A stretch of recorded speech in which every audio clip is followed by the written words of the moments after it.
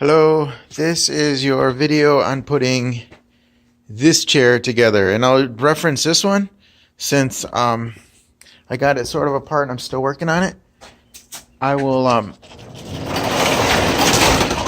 use it as a reference point, and I'll kind of tell you the steps on how to do it.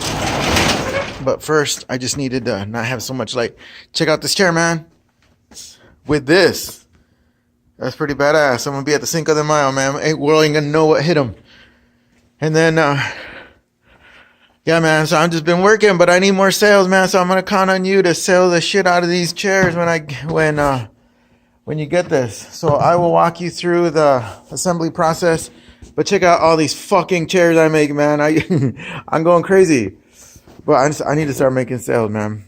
But it's been fun. Just keeping busy. And all right, so here's the deal. I'm gonna try to take this apart today. I'm gonna take it apart actually today, and then I'll try to ship it today. All right. So but this is the way it's gonna go. The way I'm gonna send it to you will be all in pieces, but these are the parts, right? And I'll use this. So here's a good side view. So you're gonna separate these, and I'll have all of these labeled underneath, right?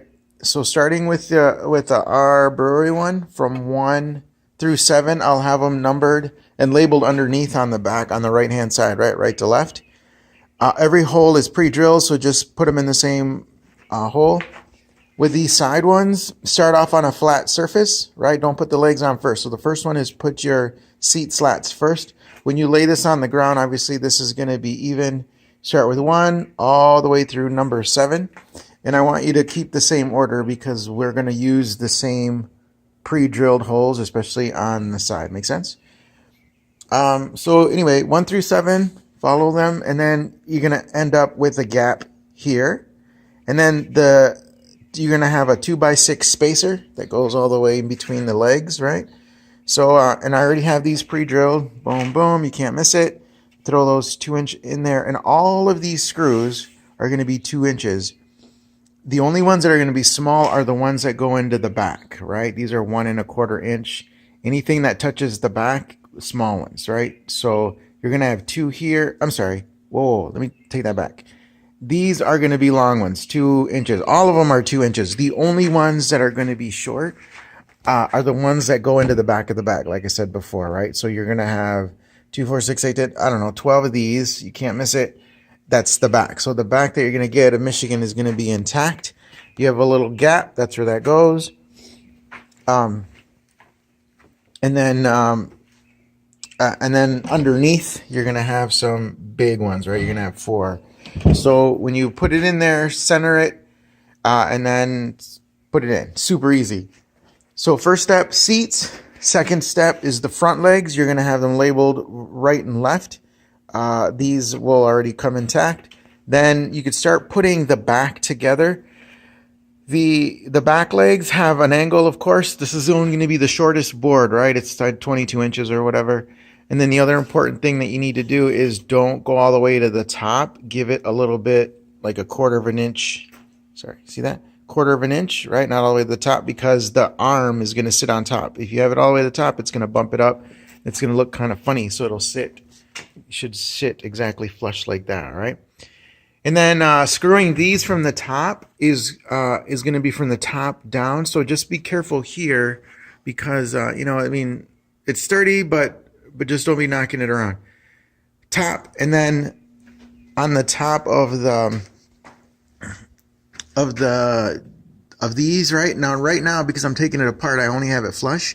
But I've countersunk these all the way down. So go as far as you can with the drill bit. And then in the bag, you're going to have sawdust. Fill it with sawdust and put those wood plugs in there. So two of the backs, don't get them. And then that's how it comes apart. So again, center the back and then slip it in. Or once you put it in, screw it in from the back and underneath. Front legs, you take, you need a 9/16 socket. Right, that's going to make things easy. And on the back, and all these washers or these what do you call these lag bolts? It's going to be washer, lock nut, right? 9/16 for these. And then once you have it kind of centered, good to go, then the last thing you do is you tighten these once everything is in position. So it's pretty easy, man. You can't mess this up.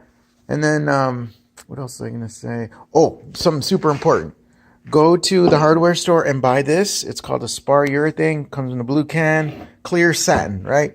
And then go buy like one of these foam brushes, which might be, so a foam brush is probably best, and just cake it on every single space that you can, especially the back. If it's going to be outside, it'll get sun. And just tell people it's all redwood cedar, and so it's fine if it gets wet. Water will repel right off. You don't have to worry about it. But it's helpful to put that spar urethane. It's like a milky white color. Fucking just put it on there. If you're going to do the back, I recommend that you lay it on its back like that first, so that way it doesn't drip or whatever.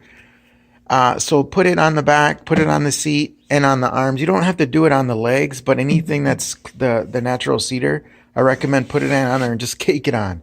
And it takes a couple hours to dry, then add another coat. It'll be nice, man. But that's how the chair is put together. I don't know if I have any more red stain, but I thought about just staining the back, but otherwise I'll leave it natural, I think. But it's cool if you put that spar urethane on the back, so it'll just protect it further once it's taped apart. And something else, right? Once you put the spar urethane, it's going to get into these holes, these crevices. So it'll get hard, right? So you just tell them that, I mean, not to take it apart because it'll splinter, because it'll make a coat of spar urethane, just an FYI. But here it is, man. And yeah, blast me on Facebook and Instagram and all that stuff, and I'll wait till you get it before I even post anything on my end. But that's the way it goes. I'll put a business card in there, and then I'll put, oh fuck, what I do with it? I'll put one of these little fact sheets. Fuck, I don't know what I do with it. Anyway, it's just got all the information on it about like how it's made, who to contact, etc., etc. Damn, I don't know. Oh, here it is. It's like one of these, right? Maybe because I got to run to the store today, and I'll get it laminated, and I'll make a couple of these specifically for this chair, and but it won't say Patriot chair. It'll just say Michigan custom chair. So like these chairs alone, I think I'll make for, I don't know, $275 plus shipping. And then if they want anything like laser engraved, like this is considered a small laser engraved, right? It's just an added $25. Like just like this one, I even consider this one a small too, right? And you'll feel the texture when you see it laser engraved. So that adds another $25. But anything big like shit, I don't know, like that one up there, that fully, you know, the entire back, that's like another $200 or whatever. Or like a medium one. This is probably considered a good medium one. Like, you can tell people, like, I can put any design if they give me a picture, a photograph, and I could either laser or etch it on the back. This is somewhat of a medium, and this will add about another $100 on the back. Yeah, man, that's pretty much it. So I will send this. I'll take it apart, and then I'll hopefully start to put it in a box and ship it out to you. I'll let you know what all this shit's going to cost. And then, need branding too, right? So this is what I mean, because the information will have like personal branding, but that's on the front too. So I have all this space that I can put people's last names or whatever. So that's it. Redwood cedar, all of it. It's perfect for, you should know that it's perfect for outdoor because it doesn't rot, doesn't absorb water. And then the other thing about cedar is like this shit could sit out all day in the sun, in the hot sun, and it doesn't absorb heat. You can sit in it and it won't even be hot to the touch. So that's another perk of why I use cedar. Yeah, come on, baby. That's about it, man. This is a fun chair. Michigan, I hope Trevor and those guys at the Brewery team like this chair. It's badass.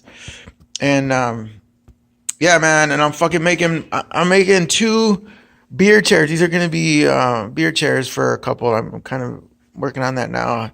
I'll post that stuff. But all right, that's all I got. I'm going to take this chair apart and hopefully ship it to you. If not today, then tomorrow with some extra stuff and extra business cards and whatnot. If you could, never mind. I'll just see you later. Call me if you have any questions. I'm going to put this shit to YouTube. Bye.